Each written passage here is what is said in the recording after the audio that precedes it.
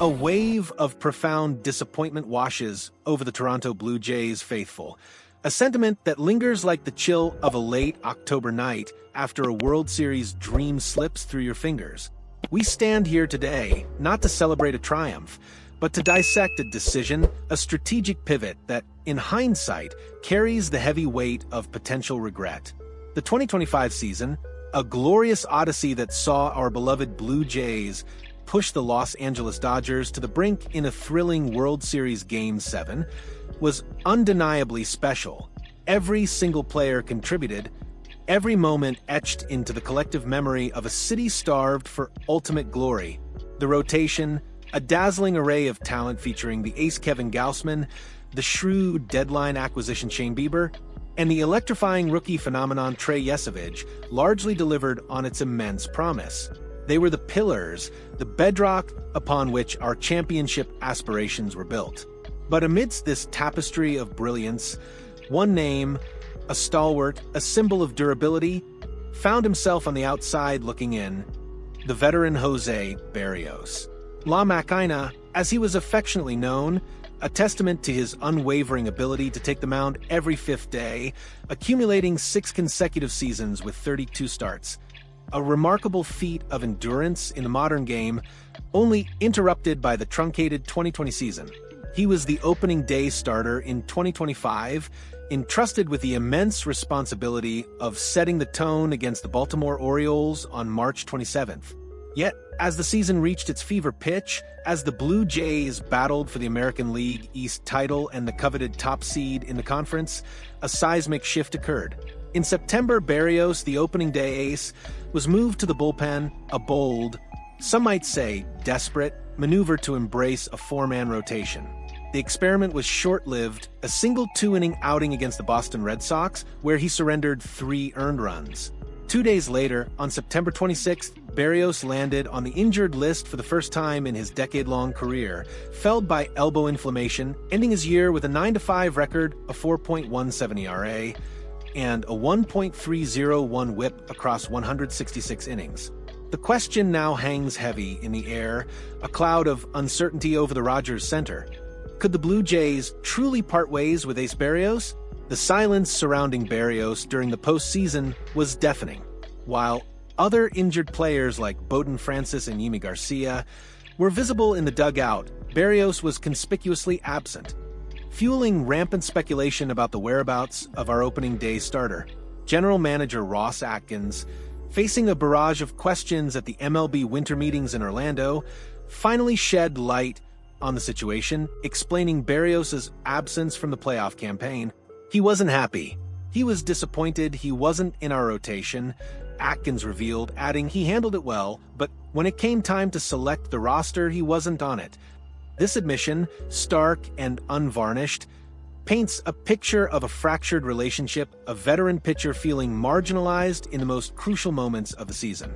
Berrios, still under contract for $19 million next season, holds a player option for 2 additional years at $24 million per year through the end of the 2028 season. This contractual leverage, combined with his evident frustration, sets the stage for a dramatic offseason. The Blue Jays, meanwhile, have been anything but idle. They've already seen Bieber exercise his $16 million player option for next year, a move that solidified one rotation spot. Then came the blockbuster, a 7-year, $210 million deal for Dylan Cease, a monumental investment that signals their unwavering commitment to elite pitching. And as if that weren't enough, they added Cody Ponce, the KBO League MVP from last season, on a 3-year, $30 million contract. The rotation for next season now appears to be set: Gausman, Yesavage, Bieber, Cease, and Ponce, with capable depth options in Eric Lauer and Bowden Francis. This formidable collection of arms leaves a frustrated Jose Berrios, a pitcher who once embodied the very essence of the Blue Jays rotation, potentially on the trade block. The question isn't if he'll be traded, but where he'll land and what the Blue Jays might receive in return for a pitcher of his caliber, albeit one coming off a challenging, injury-shortened season and a public display of discontent. Now let's delve into the heart of the matter, the raw nerve of this entire situation. the prospects traded away to fuel that glorious, yet ultimately unfulfilled World Series run. The audacious strategy at last July's trade deadline undeniably paid dividends, bringing in crucial pieces like Shane Bieber, Louis Varland, and Seranthony Dominguez, who were instrumental in our deep playoff push. But every acquisition comes at a cost, and in this case, that cost was a quartet of promising young talents. Regardless of how these prospects ultimately pan out, the Blue Jays, in the heat of the moment, would undoubtedly make those same moves again, for they brought us to the precipice of glory. Yet, as we look to the future, as we ponder the long-term health of our farm system, a crucial question emerges. Which of these traded prospects will the Blue Jays most regret letting go? This isn't just about statistics. It's about potential, about the tantalizing what if that haunts every front office. We parted ways with Alan Roden, Kendry Rojas, Juron Watts-Brown, and Carl Steven. Each possesses the raw tools to reach the major leagues, but their ultimate ceiling, their star potential, is the true determinant of future regret. Roden, perhaps the most recognizable name, had a disappointing 43-game stint with the big club last year, posting a .589 OPS. While he's excelled in the minors, his major league struggles continued after his trade to Minnesota, compounded by a thumb injury that cut his season short. He's likely to carve out a solid major league career, perhaps with an offensive profile akin to another former Blue Jay, Spencer Horwitz. But his star potential is probably low, making him a player the Jays are unlikely to deeply regret trading. Then there's Kendry Rojas, a Cuban lefty who battled injuries early in 2025, but made his Double-A debut on July 1st. Solid numbers propelled him to Triple-A, where he made just one start before being traded to Minnesota alongside Roden. His 8 starts with Triple-A St. Paul were a struggle, with a 6.59 ERA and a 2.19 WHIP. But here's where the intrigue lies. At just 22 years old, Rojas is still on track for a big league call-up within a year or two.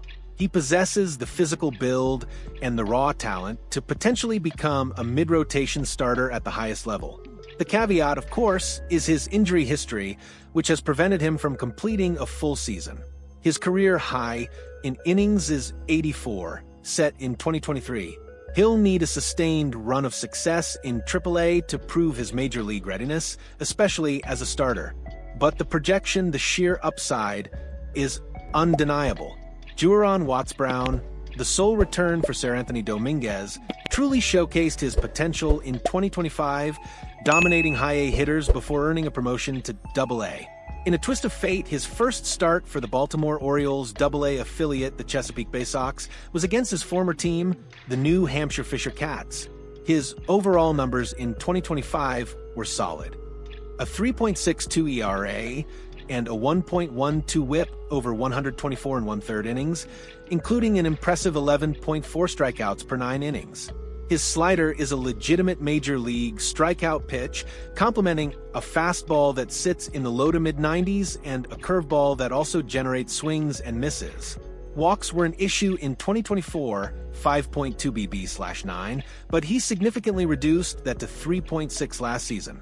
If he can maintain that improved command, this lanky right-hander will be on a major league mound sooner rather than later. Finally, Carl Steven, acquired by Cleveland in the Shane Bieber trade, was having an epic season in 2025. Drafted 1 round after Trey Yesavage in 2024, Steven started the year in Dunedin before being promoted to High-A Vancouver alongside Yesavage and top prospect Gage Stanifer in May.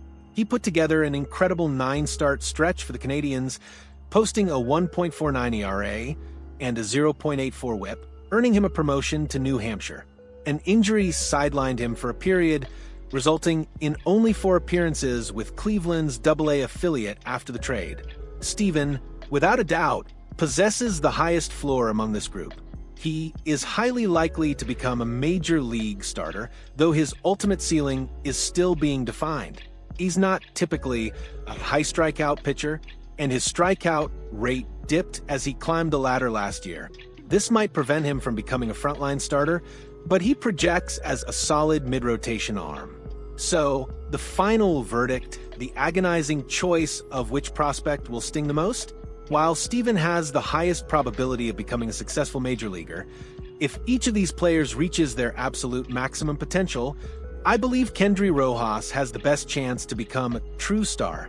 There's significantly more projection involved with the lefty due to his injury history and relative inexperience, but his physical build, his southpaw craft, and his three-pitch repertoire offer the highest upside.